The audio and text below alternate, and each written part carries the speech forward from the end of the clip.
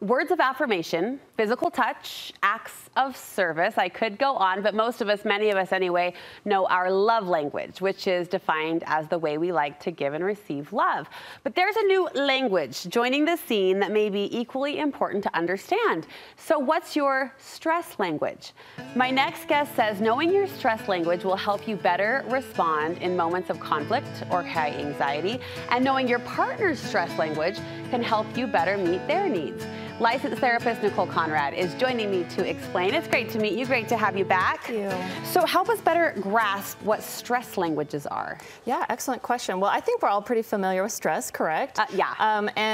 Just like the love languages, which is meant to give context to how we experience and give and receive love, our stress languages are meant to do the same.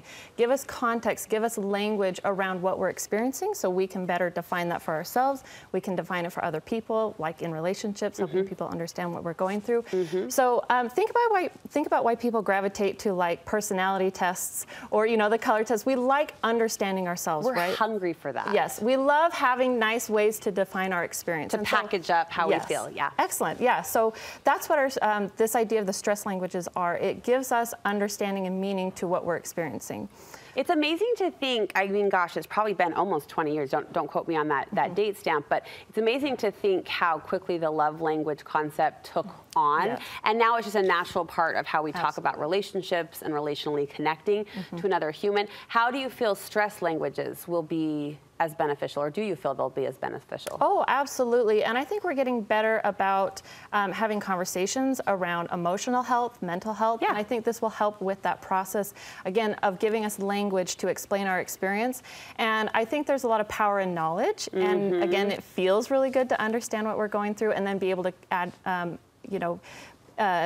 explain that clearly to other people, and so that's what this will do. Now with love languages, they were quick to say there's no right or wrong, there's no good or bad. Like if you like to receive gifts, that doesn't mean you're vain. Does the same kind of caveat apply to stress languages? There's no right or wrong? Oh, absolutely. Okay. Yeah, I mean, and with all things, a strength can become a weakness. Sure. So there's good, there's ways that having a particular stress response is beneficial, and it can also be detrimental. So that's what's really great about this conversation we're having, is to be mindful of those pitfalls, not only for ourselves, but in our relationships with other people. There are 4 stress languages. I'm super curious. I might self-diagnose if I'm brave enough at the end. I'm all for the first one we might be familiar with, we've heard of fight. Yes, absolutely. So something to think about as we're getting into this conversation, when we experience stress, it's usually for one of 2 reasons. Either we feel a lack of control or we feel a lack of safety.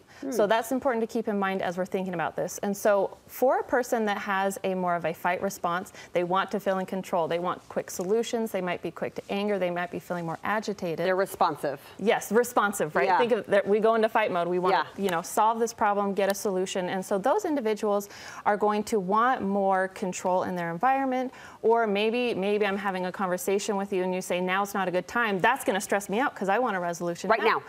Yeah. So if you were to say, hey, you know what, now's not a good time. Can we revisit this a little bit later? Or maybe when you're feeling a little bit more calm, yes, we can have this. So that creates some security because it's like, I know I can have this conversation. I know I can get it resolved. So that would be a great way if you are more of a fight individual or you're in a relationship with a fight individual, creating some parameters so it's like, I know what I can depend on and I can have a greater sense of control. When talking about fight in the same breath, we follow it up with or flight. Yes. Fight or flight. That's the next stress language is flight. Yes. So you described fight perfectly. It's more of like I go at it. It's an attack approach. Flight is more of a withdraw approach. A retreat. So you might see this looks like stonewalling, shutting down, withdrawing, becoming quiet, things like that. Again, that's just a way to create a sense of safety and feel more in control because it's like I'm withdrawing into myself a little bit. So these individuals are going to need more emotional safety in their environment to feel like, hey, I can kind of come out of my shell a little bit. I can talk about things. So anything that's going to help them, like, again, maybe we're having an argument and you're like, ooh, this conversation's getting a little too heated for me. I'm shutting down. Okay, can we just calm it down a little bit? Can we create a little bit more safety in the situation, emotional safety, so that I can feel more willing to be engaged with you and solve this problem? And as a partner, so wise to recognize that. The next 2 are lesser known. You say some people have a freeze response. Yes, absolutely. So I like to call it analysis paralysis. Okay. Okay, so you're feeling so overwhelmed by your stress and anxiety, it's just like, during the headlights. Paralyzing. Yes, absolutely. Okay. And so, and this can be met with like, I don't know, ability, indecision, those types of things. And so these individuals might just need some more time, recognizing, okay, I typically respond by freezing up, so giving myself patience and time to just think through things. And if you're a partner of this individual, giving them that space, not pressuring, because they're I don't know. 30 seconds left. Fawn is the final stress language. Yep. So fawn is typically responded with individuals who had more extensive trauma. So it's actually a bit of a dissociation from self. It doesn't feel safe in their environment, so they just kind of go along with things. And so this is one to be mindful of as well, to communicate to others, hey, the reason I'm not really engaged right now is because I'm just feeling so shut down. And so being mindful of that, being able to communicate where you're coming from emotionally, and for loved ones to be very patient with these individuals. It's interesting as you described each stress language. I can't think of someone, like lovingly, someone I respect and admire that might fit into this category. Is it possible to not be one defined stress language, but to sort of meld between the four? Yeah, absolutely. I mean, just like with the love language, everyone's like, I got a bit of this, I got a bit of that. But again, the whole goal is just to create some context, some language around these things, to make it a little bit more easier to understand and explain why we might be responding the way we are. Nicole, thank you. This was super interesting. Where can we hear more from you?